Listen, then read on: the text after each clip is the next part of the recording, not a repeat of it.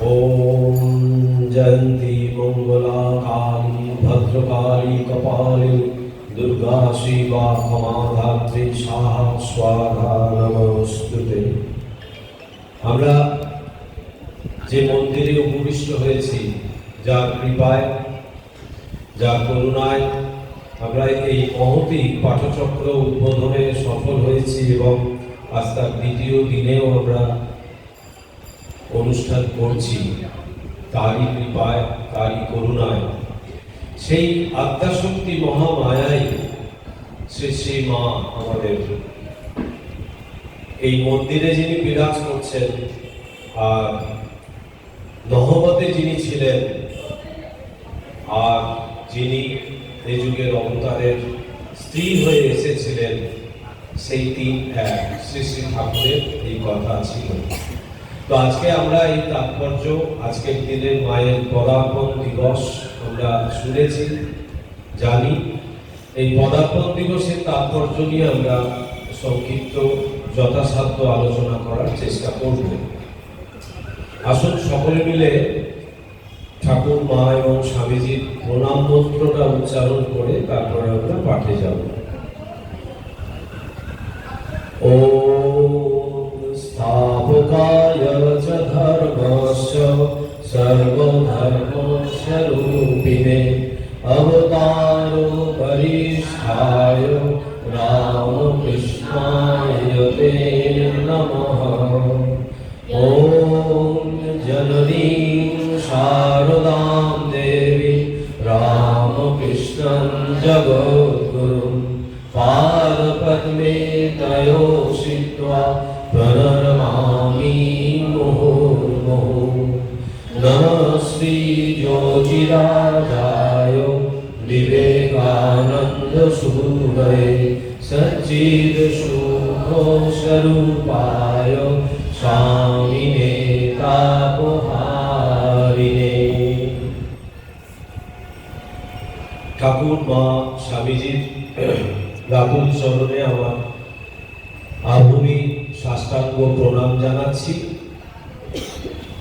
এবং আপনারা যারা এখানে উপস্থিত আছেন সকলকে আমার ভক্তিপূর্ণ শ্রদ্ধা প্রণাম জানাচ্ছি এবং পল্লীমঙ্গল সমিতির তরফ থেকে মাননীয় দিলীপ ঘোষ মহাশয়, সনদ সেন মহাশয় এবং আরো দাদা উপস্থিত আছেন এবং সকল কর্মী, বিশ্বনাথ চ্যাটার্জি নাম, আরো যে সকল কর্মী এবং পুরোহিত যারা আছেন মন্দিরে কাজে, তাদের সকলকে আমার আন্তরিক শ্রদ্ধা এবং প্রণাম জানাচ্ছি। আজকের দিনের মায়ের পদার্পণ দিবস হিসেবে এই দিনটা চিহ্নিত হয়ে আছে। তো আমরা একটু দেখব যে এই মায়ের পদার্পণ দিবসটা যে কেন এবং কিভাবে সেটা আমরা পেলাম আজকের দিনে এইভাবে। শ্রী শ্রী ঠাকুরের শরীর চলে গেল, তিরোধান দিবস ছিল 1886 16ই আগস্ট। 1886 16ই আগস্ট ঠাকুরের মহাসমাধি হলো। সেই মহাসমাধির পরে মা বলেছিলেন যে এখানে আরো কিছুদিন ঠাকুরের পুজো যদি হতো, চলতো, তাহলে খুব ভালো হতো।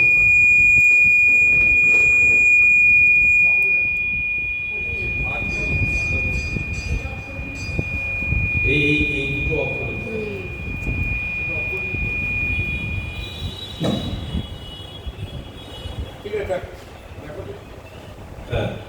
তো মা আশা করেছিলেন যে এই কাশীপুর উদ্যানবাটি যেটা ভাড়ায় নেওয়া হয়েছিল, সেইখানে আরো কিছুদিন এই ঠাকুরের পুজো, নাম এসব চলবে।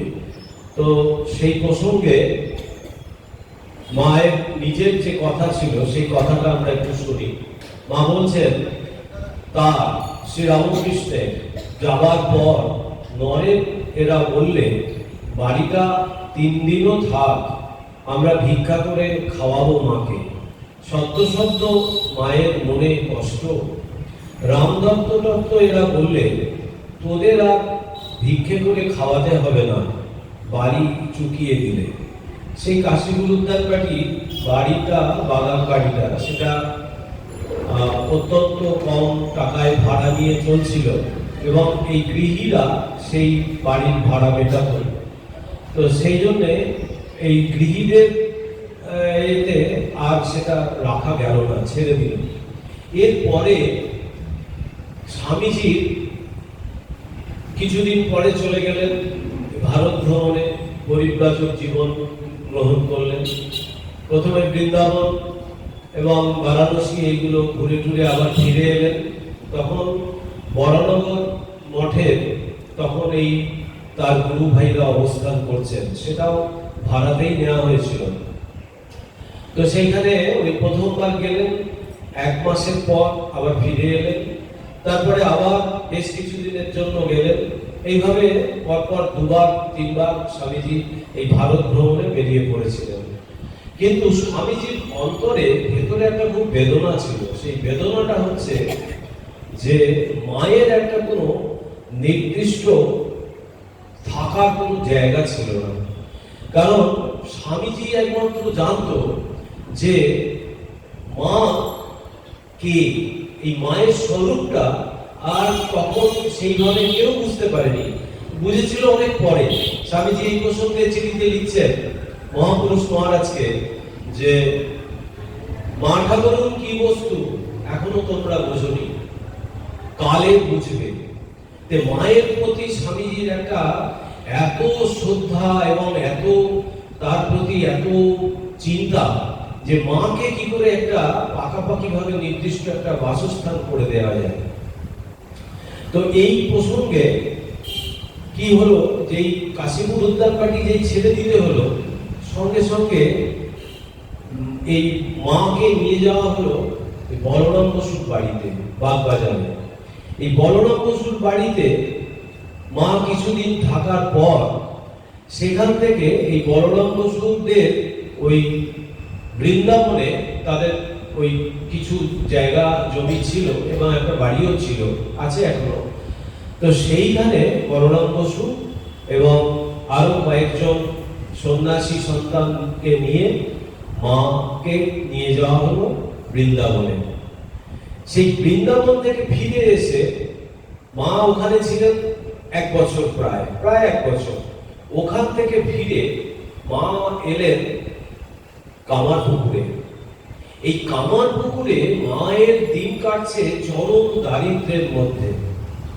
এই দারিদ্রতাটা এমন একটা পর্যায়ে পৌঁছেছিল যেটা একমাত্র স্বামীজি ভেতরে সেই বেদনাটা বোধ করত, আর বোধহয় কেউ সেভাবে বোধ করতো না।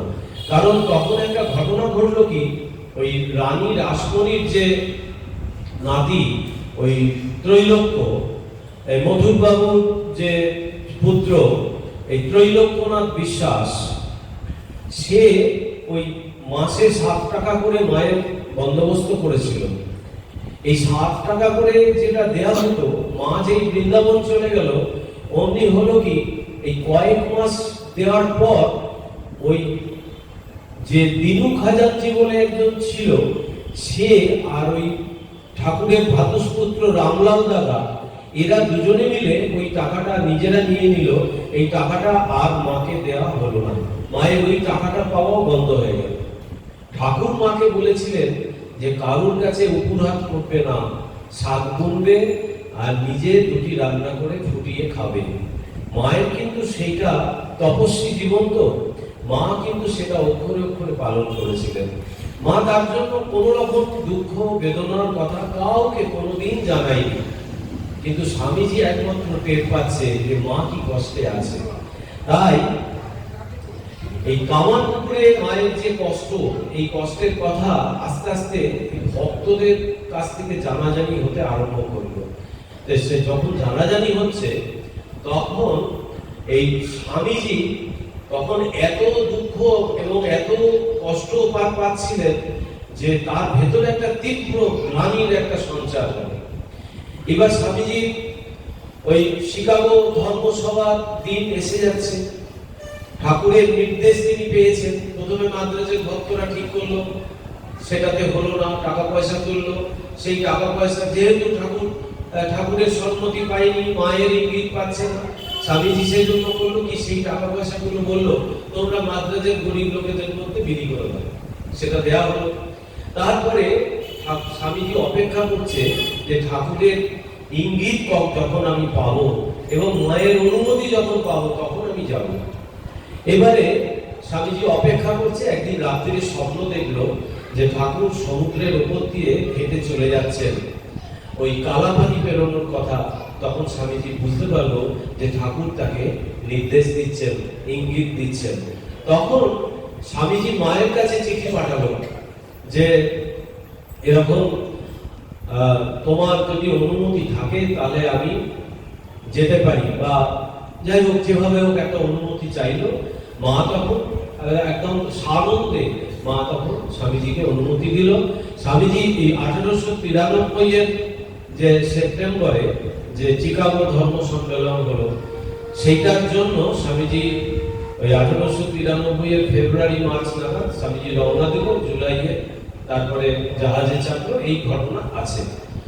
এইবার 1893-এ স্বামীজি আমেরিকা বিজয় হয়ে গেল, চিকাগো ধর্ম সম্মেলন এর একদম ভারতবর্ষকে নতুন ভাবে তুলে ধরলেন। কিন্তু সেই কষ্টটা কিন্তু থেকে গেছে। ওই অত প্রশংসা, অত উন্মাদনার মধ্যে স্বামীজি কিন্তু মায়ের কথা ভুলছেন না। স্বামীজি 1894 সালে স্বামী শিবানন্দ মানে মহাপুরুষ মহারাজ তাকে একটা চিঠিতে লিখছেন, প্রথমে মাতা ঠাকুরানীর জন্য একটা জায়গা করবার দৃঢ় সংকল্প করেছি। যদি মায়ের বাড়িটি প্রথমে ঠিক হয়ে যায় তাহলে আর আমি কোনো কিছুর জন্য ভাবি না। দাদা, এই দারুণ শীতে গায়ে গায়ে লেকচার করে লড়াই করে টাকার জোগাড় করছি। মায়ের মঠ হবে। তুমি জমি কিনে জ্যান্ত দুর্গা মাকে যেদিন বসিয়ে দেবে সেই দিন আমি একবার হাঁপ ছাড়বো। তার আগে আমি দেশে যাচ্ছি না। যত শীঘ্র পারবে টাকা পাঠাতে পারলে আমি হাঁপ ছেড়ে বাঁচি। মায়ের জমিটা যেমন করেছো অমনি আমি হুপ করে আসছি আর কি। জমিটা বড় চাই, বিল্ডিং। আপাতত মাটির ঘর ভালো, ক্রমে ভালো বিল্ডিং তুলব, চিন্তা নেই।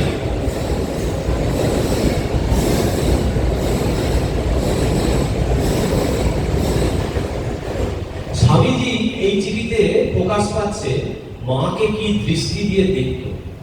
স্বামীজি মাকে স্বয়ং দুর্গা হিসেবে দেখত। সেই দুর্গা জগদ্ধাত্রী, জগৎ জননী হিসেবে মাকে দেখত। তিনি গুরুপত্নী হিসেবে দেখতেন না।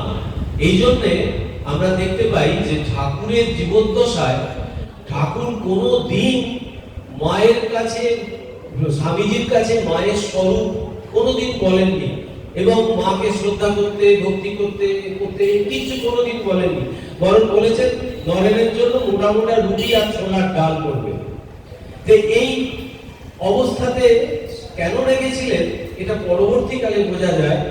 যে আমাদের যে গবেষক সন্ন্যাসী মঠ মিশনের স্বামী ব্রহ্মানন্দ মহারাজ একটা বইয়ে উল্লেখ করেছেন যে স্বামীজির কাছে ঠাকুর কোনোদিন মায়ের স্বরূপ তুলে ধরেনি।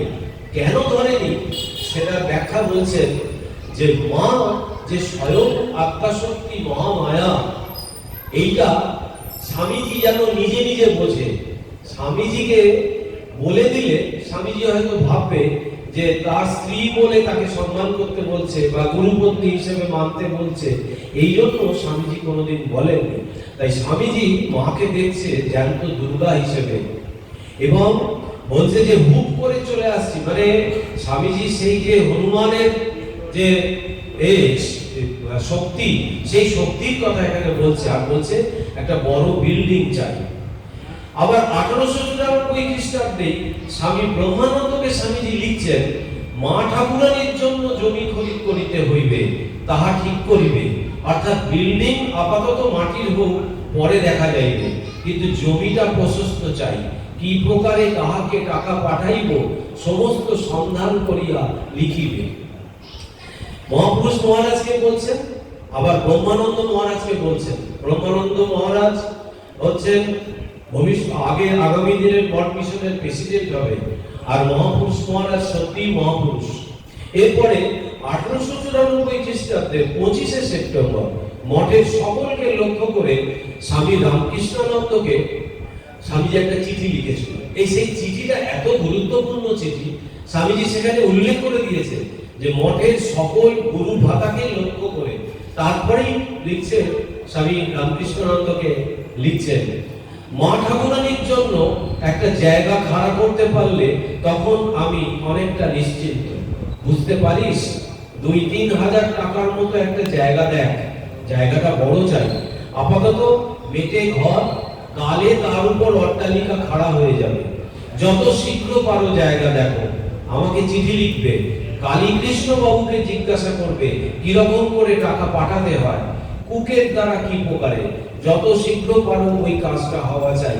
ওইটি হলে ব্যাস, অর্ধেক হাঁপ ছাড়ি, জায়গাটা বড় চাই, তারপর দেখা যাবে। আমাদের জন্য চিন্তা নাই, ধীরে ধীরে সব হয়ে যাবে। কলকাতার যত কাছে হয় ততই ভালো। একবার জায়গা হলে মা ঠাকুরানীকে সেন্টার করে গৌরীমা, গোলাম্মা একটা বেডল হুজুগ মাচিয়ে দেবে। বুঝতে পারছেন? স্বামীজি 1894 সালে এই যে দিগদর্শী যে মানুষ, প্রফেট, সন্ন্যাসী শুধু নন, স্বামীজি হচ্ছেন ঋষি, ভবিষ্যৎ দ্রষ্টা, দেখতে পায় চোখের সামনে। তাই সেদিন যে কথা বলেছে, আজকে সেই কথা আমরা অক্ষরে অক্ষরে সত্যি আমরা চোখের সামনে দেখছি যে বেলুড় মঠ স্থাপন হয়েছে বিশাল জমিতে, এবং সেটা এত তার কলেবরে বৃদ্ধি হচ্ছে, ভাবনার অতীত। স্বামীজির কথা অক্ষরে অক্ষরে সত্য। আর কি বলে, কলকাতার বুকে একটা জায়গা চাই যেটা বেলুড় মঠের কাছাকাছি হবে। এই বাগবাজার তখন ঠিক হচ্ছে কেন না, মায়ের খুব গঙ্গাবাই ছিল। মাকে স্বামীজির খুব ইচ্ছা ছিল যে গঙ্গার কাছাকাছি যেন মা থাকতে পায়, অর্থাৎ যেন প্রতিদিন মা যেন গঙ্গায় চান করতে পারে, গঙ্গা দর্শন যেন মায়ের হয়। তাই ওই বাগবাজারের মায়ের বাড়ি থেকে গঙ্গা দর্শন করা যায়। এরপর 1 মাসের মধ্যেই আবার 1894 খ্রিস্টাব্দের 22শে অক্টোবর স্বামীজি এই কথাই স্বামী রামকৃষ্ণানন্দকে পুনরায় স্মরণ করে দিয়ে লিখছেন, পূর্বের পত্রে লিখিয়াছি যে তোমরা মা ঠাকুরানীর জন্য একটা জায়গা স্থির করিয়া আমাকে পত্র লিখিবে যত শীঘ্র পারো। 1895 খ্রিস্টাব্দে স্বামী রামকৃষ্ণানন্দকে আরেকটি চিঠিতে স্বামীজি লিখছেন, মা ঠাকুরানীর জন্য পত্রপাঠ জায়গা অনুসন্ধান করিবে। একটি বড় জমি প্রথমে চাই, তারপর বাড়িঘর সব হবে। আমাদের মঠ সন্ন্যাসীদের মঠ, ধীরে ধীরে হবে, ভাবনা নাই। যদি তুমি কাহাকে টাকা পাঠাইব, অর্থাৎ কাহার নামে লিখিতে, তাহা হইলে আজই আমি টাকা পাঠাইতাম। টাকা পাইবা মাত্রই জমি খরিদ করিবে, পরে আমাদের মঠের জন্য একটা জমি দেখিতে থাকো, কাছাকাছি হওয়া চাই, অর্থাৎ 2টা জমি যাহাতে অতি নিকটে হয় এমন চেষ্টা করিবে।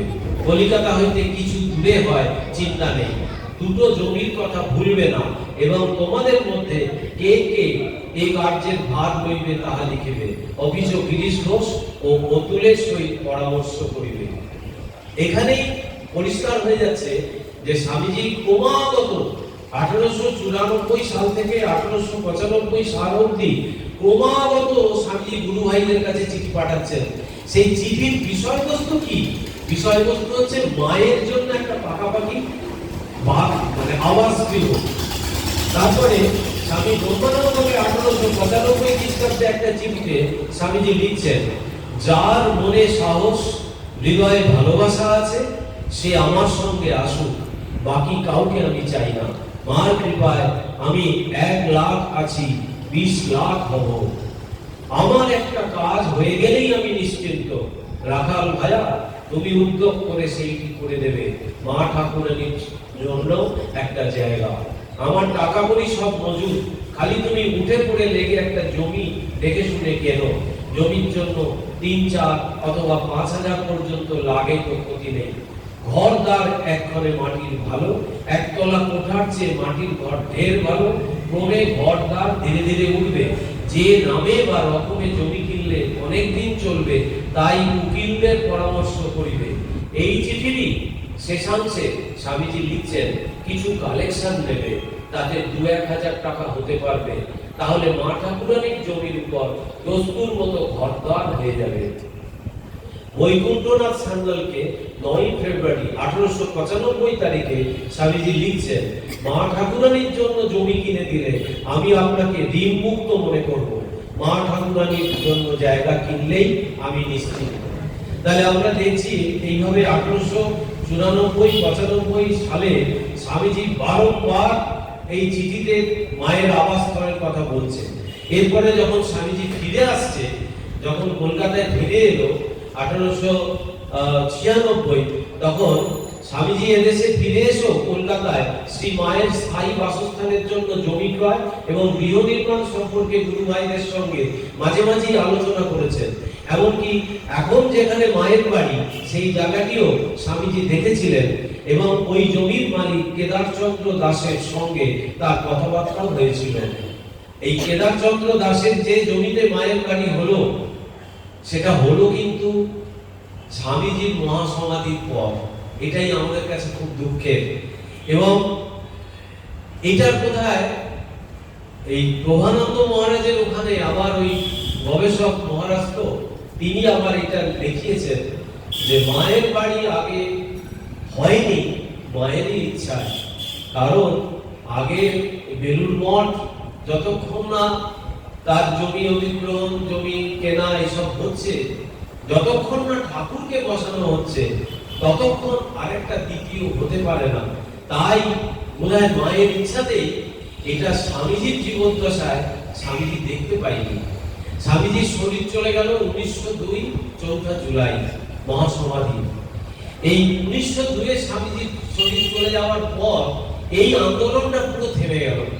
মানে স্বামীজি মুখের রক্ত তুলে আমেরিকায় এই নিউ ইয়র্কে এত বক্তৃতা করেছে, এক একদিন স্বামীজি 4টে লেকচার করেছে, 4টে, এবং প্রতিটা লেকচারে টাকা পেত এবং সেটা একটা অ্যাসোসিয়েশনের দ্বারা, এই লেকচার অ্যাসোসিয়েশন একটা ওখানে ছিল, সেই লেকচার অ্যাসোসিয়েশনের দ্বারা স্বামীজি এই বক্তৃতাগুলো করতো আর ওরা এইগুলো অ্যারেঞ্জ করতো। ওরা যে টাকাটা নিত স্বামীজিকে তার সামান্য একটা অংশ দিত। সেই টাকা স্বামীজি নিজের কোনো স্বার্থে কাজে লাগায়নি, সেই টাকা নিয়ে তিল তিল করে জমিয়ে এই গুরু ভাইদেরকে খালি পাঠাচ্ছে। কিন্তু সেই টাকার তহবিল তৈরি হয়ে গেল, কিন্তু মায়ের জমিটা তখনও কেনা হলো না। স্বামীজির শরীর চলে গেল, তারপরে এই আন্দোলনটাই থেমে গেল। এবং এই আন্দোলনটা থেমে গেল মানে গোটা মঠ মিশন একটা ভারাক্রান্ত হয়ে গেল যে এর পরে কি হবে, কে দেখবে। এইখানেই আবার মা, এই মাই কিন্তু আবার এই হালটা ধরলো এবং সংঘ জননী হিসেবে নিজেকে প্রকাশ করছে। স্বামীজি যখন কলকাতার বুকে যখন প্লেগ মহামারী দেখা দিল, তখন স্বামীজি নিবেদিতা অক্লান্ত পরিশ্রম করছে ওই প্লেগের রোগীদের ট্রিটমেন্ট করানোর জন্য গুরু ভাইদের নিয়ে। এবং সেখানে স্বামীজি একদিন খুব একগুঁয়ে ছিলেন, তো বললেন এই বেলুড় মঠের জমি তো তখন কেনা হয়ে গেছে, তখন বলছে এই বেলুড় মঠের জমি আমি বিক্রি করে দেবো। এই প্রথম সংঘ জননী হিসেবে মা আমাদের কাছে নিজের স্বরূপ প্রকট করছেন। মা বললেন, সে কি বাবা, ওই জমি তো আমার নামে, ও তো আমার নামে সংকল্প করে ওই জমি কেনা হয়েছে, তুমি কি করে এটা বিক্রি করবে। সঙ্গে সঙ্গে স্বামীজি নতজানু হয়ে গেল, স্বামীজি ওইখানে চুপ। এই ঘটনা আমরা বারবার দেখি। একটা পাচক ব্রাহ্মণ, সে ওইখানে চুরি করত ওই বেলুড় মঠে, তাকে যখন স্বামীজি জানতে পারলো তখন তাকে তাড়িয়ে দিয়েছিল। সে তাড়িয়ে দেওয়ার সঙ্গে সঙ্গে সেই পাচক ব্রাহ্মণটা, ছেলেটা জানতো যে এর বিচার যদি ঠিক ঠিক হয় তো যেতে হবে সেই মায়ের কাছে। মায়ের কাছে চলে গেল সোজা বাগবাজারে। তো সেই মা তখন বাগবাজার না, তখন এই ঘুষুরিতে একটা ভাড়া বাড়িতে মা থাকতেন। সেই ঘুষুরিতে মায়ের কাছে গেছে, গিয়ে তখন মাকে বলছে যে আমাকে স্বামীজি তাড়িয়ে দিয়েছে, আমি এরকম অন্যায় করেছি, এইসব করেছি বলে।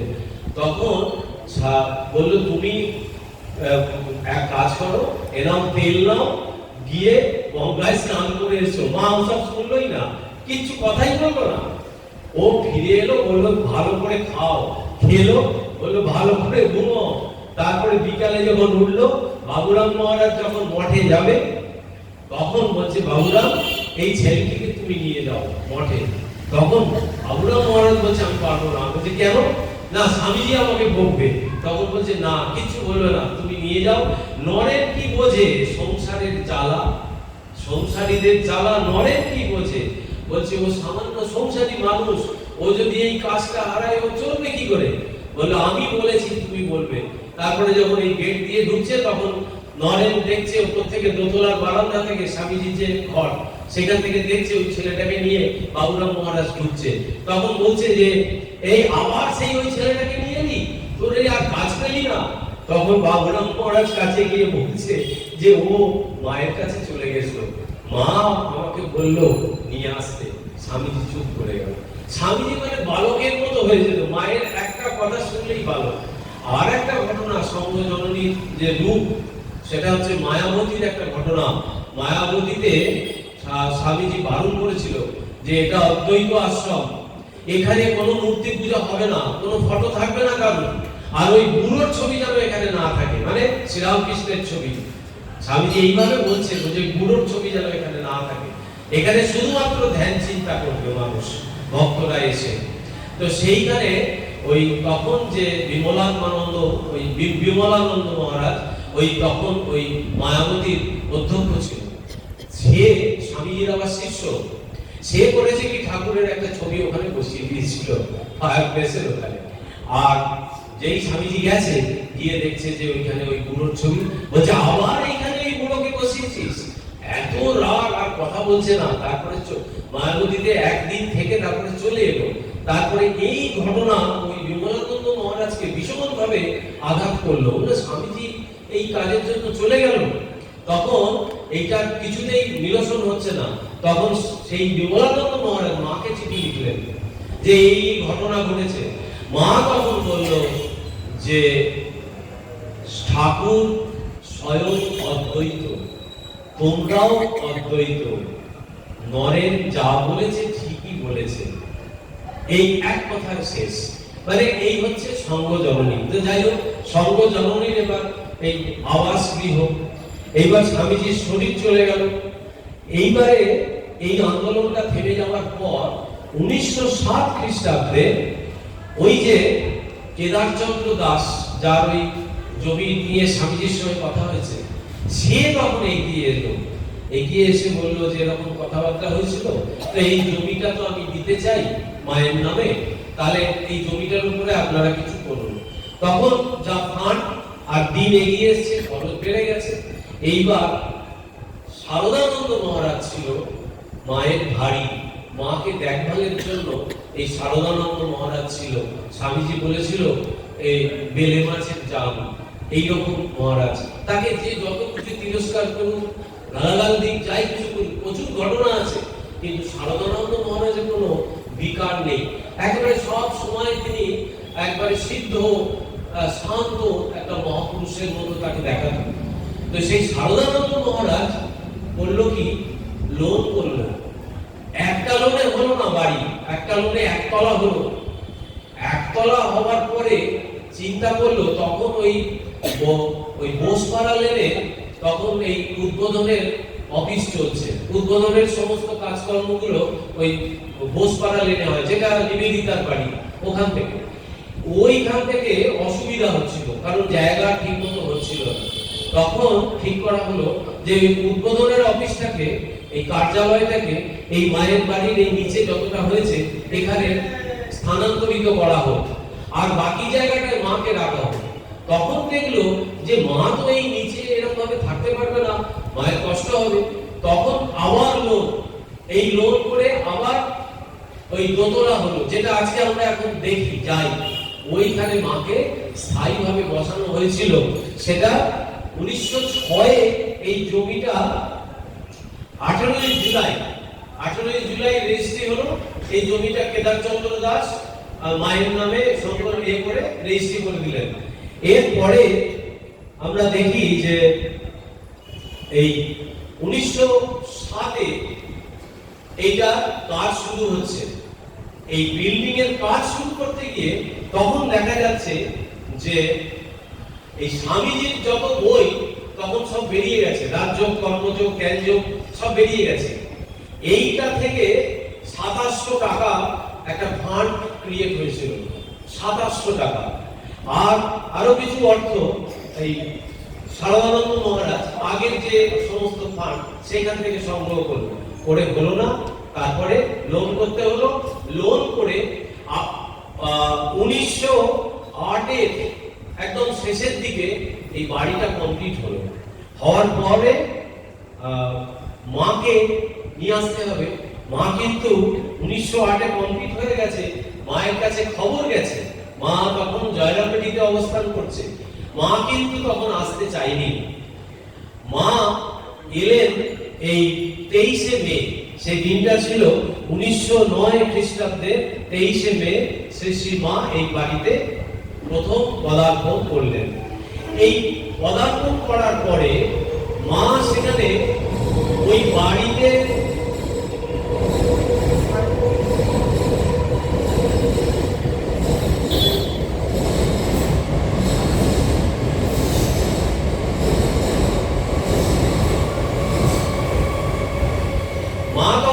বাড়িতে যখন ঢুকলেন, মায়ের আনন্দের সীমা নেই। আর সারদানন্দ মহারাজ সঙ্গে করে মাকে নিয়ে যাচ্ছে, আর চারিদিকে ফুল গঙ্গা জল ছড়া হচ্ছে, শাঁখ বাজছে, উলুধ্বনি দিচ্ছে গুটি কয়েক ভক্ত মিলে। আর স্বামী যোগানন্দ, মহাপুরুষ মহারাজ, সারদানন্দ মহারাজ, গৌরব মহারাজ এরা সেদিন ছিলেন। মা যখন তার ঘরে মাকে নিয়ে যাওয়া হলো, মা একবারে আপ্লুত হয়ে গেল। ঠাকুরের ছবি মায়ের সবসময় আঁচলে থাকতো, সেই ঠাকুরের ছবি আজকে যেটা আমরা দেখতে পাই, সেই ছবিটা ওইখানে বসানো আছে। এবং মা আগে পুজো করলো ঠাকুরের।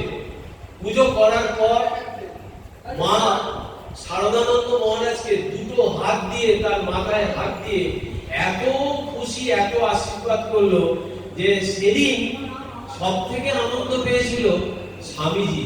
স্বামীজি শরীরে ছিল না, কিন্তু সব থেকে বেশি আনন্দ পেয়েছিল, কারণ স্বামীজির দৃঢ় সংকল্প ছিল যে মাকে না বসাতে পারলে এই রামকৃষ্ণ মিশন গঠিত হবে না। কারণ এর মূলে আবার একটা ঐতিহাসিক ঘটনায় ফিরে যাচ্ছি। 1897 পয়লা মে রামকৃষ্ণ মিশন অ্যাসোসিয়েশন গঠিত হচ্ছে পরম ভক্ত রসদার বলরাম বসুর বাড়িতে। মিটিং, গৃহী ভক্ত এবং সন্ন্যাসী যারা আগামী দিনের যারা এই রামকৃষ্ণ মঠ মিশনের এক একজন মাথা হবেন, তারা সকলে আছেন। এবং এই গৃহী পার্শ্বদের নিয়ে মিটিং এর প্রথম বিষয় ছিল, প্রথম বিষয় এজেন্ডা নাম্বার 1 বলল স্বামীজি মাতা ঠাকুরানীর জন্য একটা মাসিক বরাদ্দ আজকের এই মিটিং থেকে করতে হবে। এবং সেই বরাদ্দটা ব্যাপারে যখন সবার কাছে জানতে চাইলো, তখন 5 টাকার বেশি কেউ দিতে রাজি নয়। স্বামীজি সবাই প্রস্তাব শুনে অবাক হয়ে গেল এবং দুঃখে স্বামীজি মাথাটা নত হয়ে গেল। স্বামীজি তখন বলল যে ছি ছি, আমরা এতগুলো মায়ের এত সন্তান থাকতে আর সেই মায়ের মাসিক মাসোয়ারা হবে 5 টাকা, এ কোনো মতেই হতে পারে না।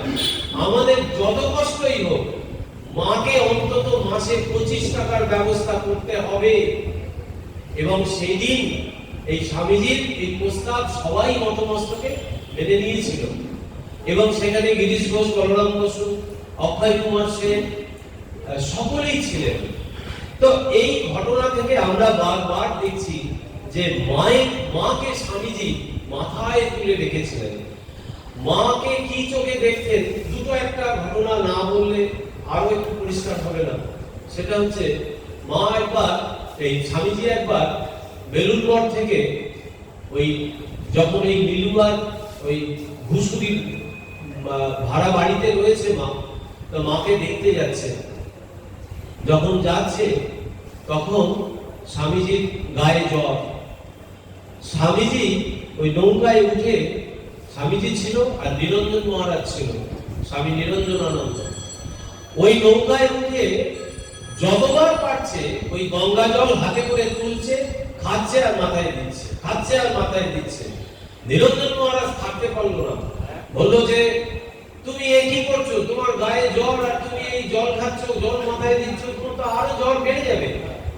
তো বললো না রে, মায়ের কাছে যাচ্ছি তো সারা শরীরটা কাঁপছে, মনে হচ্ছে যে এতটুকু অপবিত্রতা যদি আমার মধ্যে থাকে আমি কি করে তাকে দর্শন করব। তিনি যে শুদ্ধ পবিত্র একজন এবং স্বয়ং তিনি সেই জগৎ জননী, স্বয়ং তিনি দুর্গা, তো তাকে দর্শন করতে গেলে, তাকে তার কাছে যেতে গেলে খুব পবিত্রতা চাই। এই একটা ঘটনা। আর একটা ঘটনা স্বামীজি শুনেছিল, এই বিজ্ঞান মহারাজ স্বামীজির পেশন, এই বিজ্ঞানানন্দ মহারাজ একবার স্বামীজিকে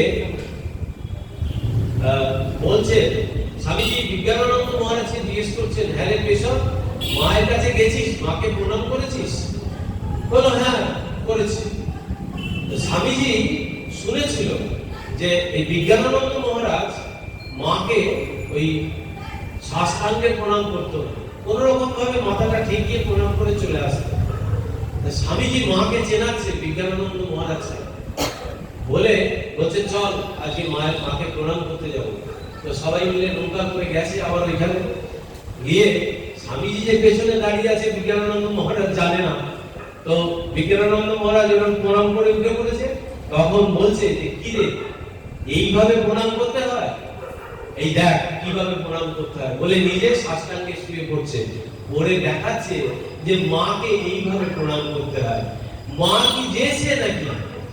আর আরেকজন ভক্ত একদিন প্রশ্ন করেছিল, আচ্ছা শ্রী শ্রী ঠাকুর তো স্বয়ং ভগবান, স্বয়ং অবতার, স্বয়ং নারায়ণ, তাহলে মা ওইরকম ভাবে অবগুণ্ঠিত অবস্থায় থাকে, কারোর সামনে আসে না, কাউকে কথা বলে না, কেউ কোনোদিন মুখ দেখেনি, মাকে? তখন এই শারদানন্দ মহারাজ সেই উত্তরটা দিয়েছিল, বলল ভগবানের স্ত্রী কি ঘুটে ঘুরনি হবে নাকি? ভগবানের স্ত্রী ভগবতী হবে। তো সেই মা হচ্ছেন সেই ভগবতী। আর মায়ের ছিল এই শুধুমাত্র মানুষের প্রতি নয়, শুধুমাত্র ভক্তের প্রতি নয়, মানুষের প্রতি তো বটেই, সমস্ত জীব জন্তুর প্রতি মায়ের ছিল মানে করুণা, একদম করুণা পাথার জননী আমার গানে আছে। তো মা সেই বিষয়ে বলছি যে এই পশু পাখি জীবজন্তুর ব্যাপারে মায়ের কিরকম করুণা ছিল। মায়ের বাড়ি জয়রামবাড়িতে বেশ কিছু বিড়াল ছিল। তো সেই বিড়ালগুলো যখনই কেউ খেতে বসতো সেই পাতের কাছে ঘুরত, আর তখন ওই বিড়ালগুলোকে যে ওই যিনি অধ্যক্ষ ছিলেন, ওই নামটা বলে করতে পারছি, ভুলে যাচ্ছি, মহারাজ করতো কি, ওই লাঠি নিয়ে বিড়ালগুলোকে তাড়াতো। তো মা এগুলো সব দেখেছে, দেখার পর জ্ঞান মহারাজ দেখার পর মা কিছু বলেনি। মা কিছুদিন পর যখন কলকাতা আসবে, তখন ওই জ্ঞান মহারাজকে ডেকে বলছে, জ্ঞান মহারাজকে ডেকেছে, ডেকে বলছে, দেখো বাবা জ্ঞান, আমি কিছুদিনের জন্য কলকাতা যাচ্ছি, তুমি কিন্তু এই বিড়ালগুলোকে বেরো না, বিড়ালগুলোকে যদি মারো তাহলে এই পাড়া প্রতিবেশীর বাড়িতে গিয়ে উৎপাত করবে, তাতে কষ্ট ওদের আরো বাড়বে, তুমি বরং ওদের দুটি দুটি খেতে দিও। এই জ্ঞান মহারাজকে এইসব বলার পর একটা কথা মা সেদিন বললেন, দেখো বাবা জ্ঞান, ওই বিড়ালগুলোর ভেতরেও তো আমি আছি। এই জ্ঞান মহারাজের চক্ষু খুলে দিল, এবং জ্ঞান মহারাজের চক্ষু খুলে যাওয়ার পর জ্ঞান মহারাজ পুরো বিপরীত আচরণ করতে আরম্ভ করলো। আর জ্ঞান মহারাজ আরেকটা ঘটনা দেখেছিল, একজনের পাত থেকে খেতে বসেছিল, মা খেতে দিয়েছিল, তার পাত থেকে ওই মুখ বাড়িয়ে মাছটা তুলে নিয়েছিল। সেটা মা দেখে একটা লাঠি নিয়ে এসে বিড়ালকে ভয় দেখানোর জন্য নিয়ে এসছে। আর এই বিড়ালগুলো মায়ের সব পায়ের গোড়ায় সব চুপ করে বসে পড়েছে। এই যে শরণাগতি দেখাচ্ছে, যে যে জীব তার শরণাগত হয় ভগবান তাকে রক্ষা করেন, কখনো তাকে আঘাত করতে পারেন না। এরপরে ঘটনা, এই জ্ঞান মহারাজ করলো কি, মা কলকাতা চলে যাওয়ার পর জ্ঞান মহারাজ প্রতিদিন এর জন্য ছোট মাছ রান্না করে ভাতে মাখিয়ে এই বিড়ালগুলোকে খেতে দিত। এই একটা ঘটনা। আর একদিন মা পুজোর ঘরে ঠাকুরের পুজো ব্যস্ত জোগাড় করছে, সেই সময় ওই মায়ের একটা পোষা পাখি ছিল, নাম ছিল গঙ্গারাম। তো সেই গঙ্গারাম খুব চিৎকার করছে। মা ঠাকুর ঘর থেকে বলছে, যাই বাবা যাই, বুঝতে পেরেছি খুব খিদে পেয়েছে না। মা সঙ্গে সঙ্গে ছোলার বাটি নিয়ে গিয়ে গঙ্গারামকে খাওয়াচ্ছে হাতে করে। গঙ্গারাম চুপ। মা ইতর প্রাণীরও, মাকে যখন জিজ্ঞেস করছে, মা তুমি কি সবাই মা? বলছে হ্যাঁ সবাই মা। বলছে ওই ইতর প্রাণীরও মা? বলছে হ্যাঁ সকলের আমি মা। তো আমি মা থাকতে তোমার ভয় কি বাবা? এই কথা আমরা সদা সর্বদা যদি চিন্তা করি আমরা অভয় প্রাপ্ত হবই হব। আরেক দিনের রাত্রির ঘটনা, সেই রাত্রিবেলা মা সবাই শুয়ে পড়েছে, মা শুনতে পাচ্ছে একটা ওই গোয়াল থেকে একটা বাছুর ভীষণ চিৎকার করছে এবং কাঁদছে। মা আর থাকতে পারলো না। মা বললো কি, উঠে চলে গেল গোয়াল ঘরে, গিয়ে তাকে আদর করে বলছে তোমার কি হয়েছে, কি কষ্ট, যেন মানুষের সঙ্গে কথা বলছে। তারপরে মা ওই ব্রহ্মচারী একজন ছুটে এসেছিল মাকে দেখভাল করতো। তো সেই ব্রহ্মচারীকে বলছে এক বাটি তেল নিয়ে আসলো, এক বাটি সর্ষের তেল নিয়ে এলো। মা সেই তেল তার ওই পেটে আস্তে আস্তে মাখিয়ে দিচ্ছে, মালিশ করে দিচ্ছে। সে আস্তে আস্তে ঘুমিয়ে পড়লো সেই বাছুরটা। মা এই ইতর সাধারণের যে মা, এটা থেকেই আমরা বুঝতে পারি। তো যাই হোক, আজকের দিনে এই মায়ের কথা বলার সুযোগ এবং শোনবার সুযোগ আমরা পেয়ে আমরা আমাদের জীবন ধন্য। এবং সব থেকে যেটা আমাদের কথা সেটা হচ্ছে যে মাকে ধরে আমাদের জীবন কাটাতে হবে। কারণ মাই একমাত্র এই কথা বলে গেছে যে, মাকে একদিন জিজ্ঞেস করেছিল একজন সন্ন্যাসী, তো অপূর্বানন্দ মহারাজ জিজ্ঞেস করেছিলেন যে মা আমাদের তো এই প্রারব্ধ সংস্কার এগুলো তো আছে, তা আমাদের তো কর্ম নানান রকম ভাবে আমাদের করতে বাধ্য হয়। যেমন অর্জুন শ্রীকৃষ্ণকে বলছেন অতকেন প্রযুক্ত আয়ন পাপং চরতি পুরুষ, বলছে এত সত্ত্বেও মানুষ কেন পাপ করে? এই যুগের এই ভগবতী মা এই প্রশ্নের এক কথায় নিরসন করে দিচ্ছে, বলছে থাকলোই বা প্রারব্ধ সংস্কার, থাকলোই বা তুমি আমার কাছে এসে পড়েছো যখন, তখন তোমার ভাবনা কি? তুমি সদা সর্বদা ঠাকুরের নাম করবে। যে ইষ্ট চিন্তা করে তার কখনো অনিষ্ট হতে পারে না। প্রারব্ধ সংস্কার থাকলেও ভগবান বলেছে যে ভগবানকে ধরে আছে, যে ভগবানের চিন্তায় দিনরাত কাটাচ্ছে, যে ইষ্টের চিন্তায় দিনরাত জীবন যাপন করছে, তার কখনো অনিষ্ট হতে পারে না। আর বলছে ভগবান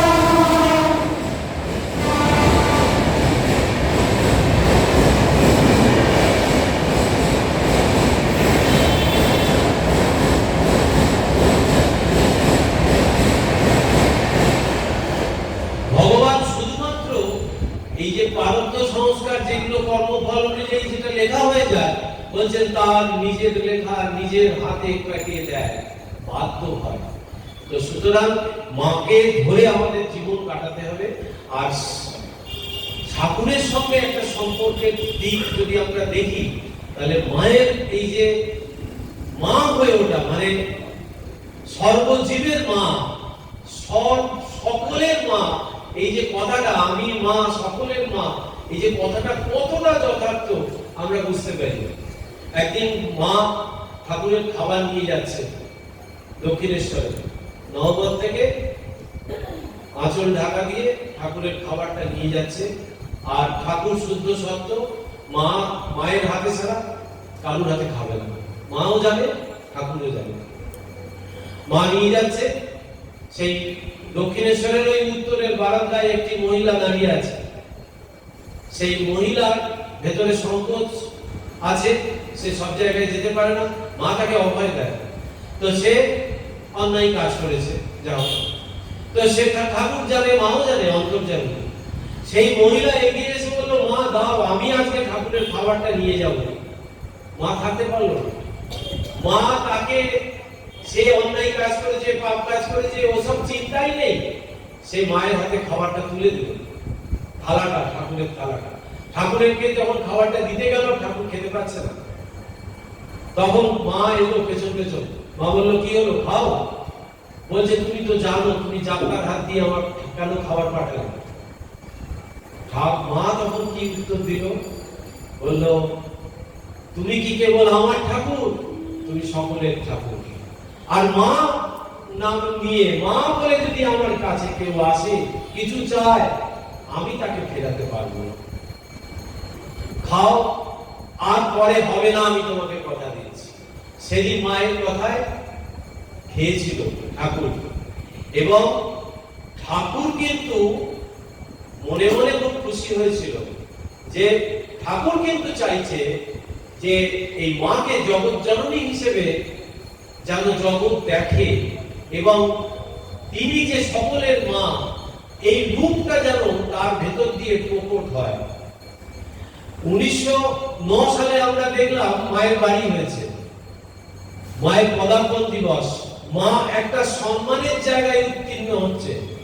আর তার আগে এই অবতার শ্রী শ্রী ঠাকুর কি করলেন? 1872 1886 ঠাকুরের শরীর চলে গেল। তার আগে 1806 বছর এরকম আগে মাকে ঠাকুর পুজো করছে। এর দ্বারা কি প্রমাণ করছে? একবারে তার আগমনের যে উদ্দেশ্য, অর্থাৎ মাতৃজাতির প্রতি অবমাননা, মাতৃজাতিকে অশ্রদ্ধা করা।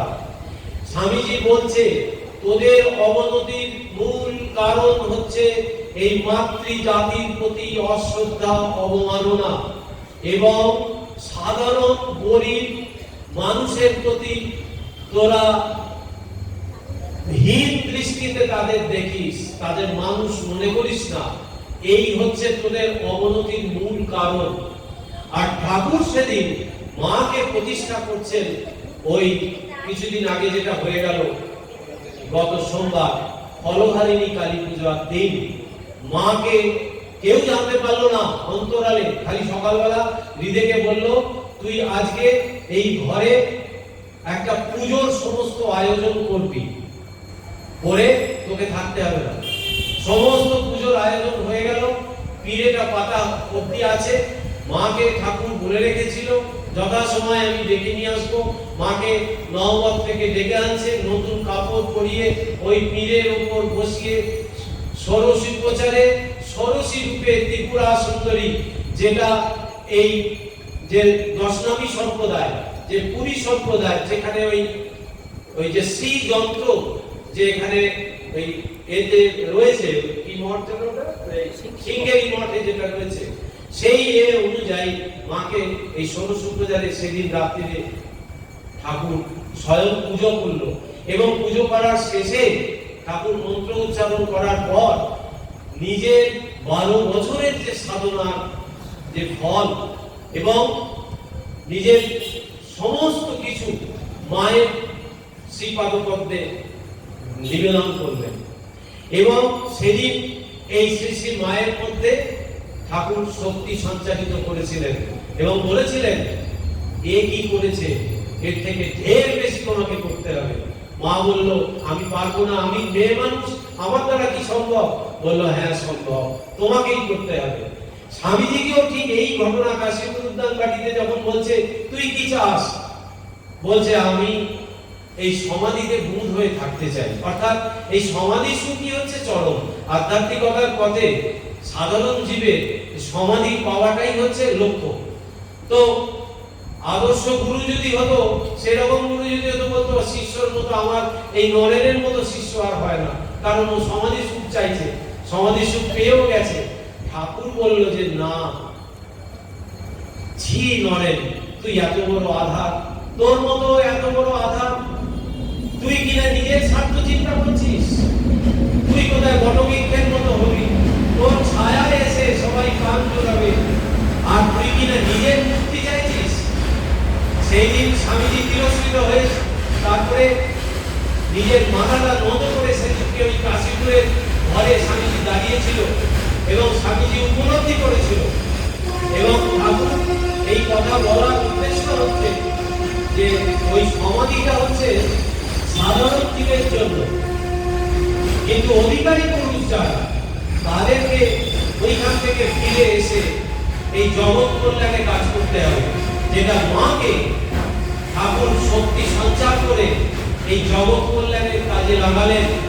এবং ঠাকুরের শরীর চলে যাওয়ার পরেও মা 34 বছর শরীরে ছিলেন এবং যে ধরনের কল্যাণের কাজ জগতে করে গেছেন, স্বামীজি বলছে হরি মহারাজকে, হরি ভাই 1500 বছরের খোরাক দিয়ে গেলাম।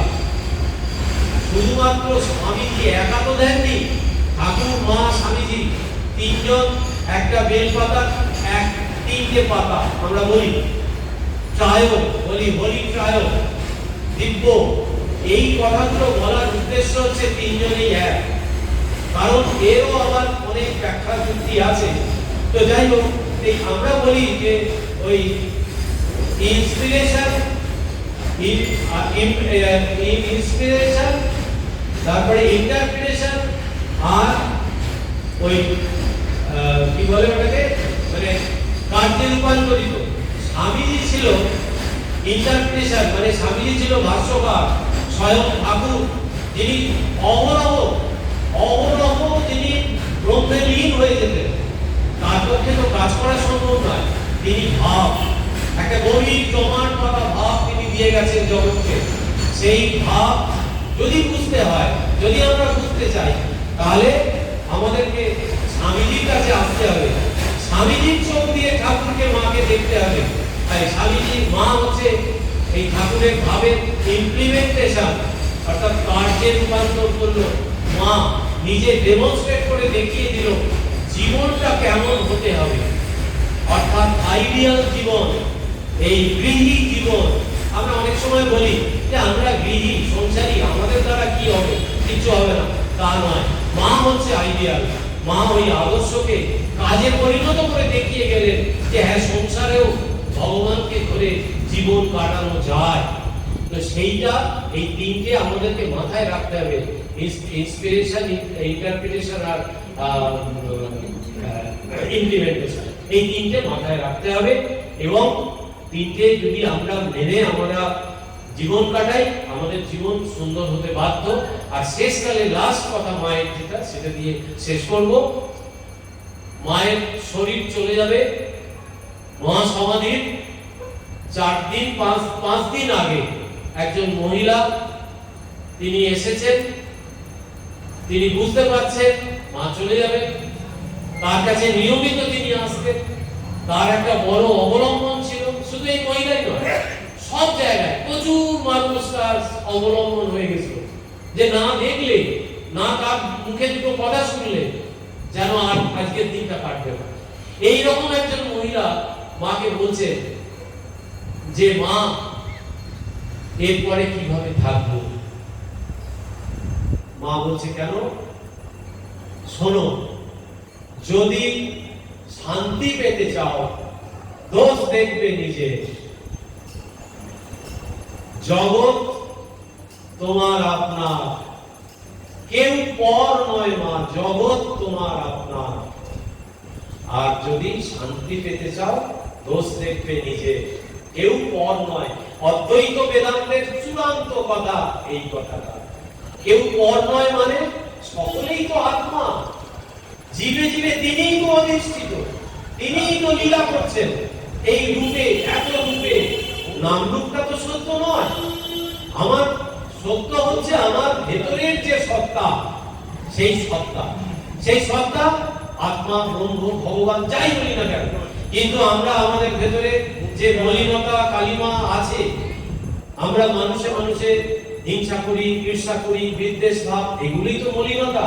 এই মলিনতা কাটবে কিসে? মায়ের কাছে আবার যেতে হবে। মা বলছে এই সব থাকলোই বা তুমি ভগবত বুদ্ধিতে কর্মটা করো, ও সব চলে যাবে, ও সব দেখতে নেই। গীতায়ও ভগবান শ্রীকৃষ্ণ অর্জুনকে এই কথা বলছে যে চিত্তশুদ্ধির জায়গা হচ্ছে একমাত্র সেবা, পরার্থে জীবন পাক।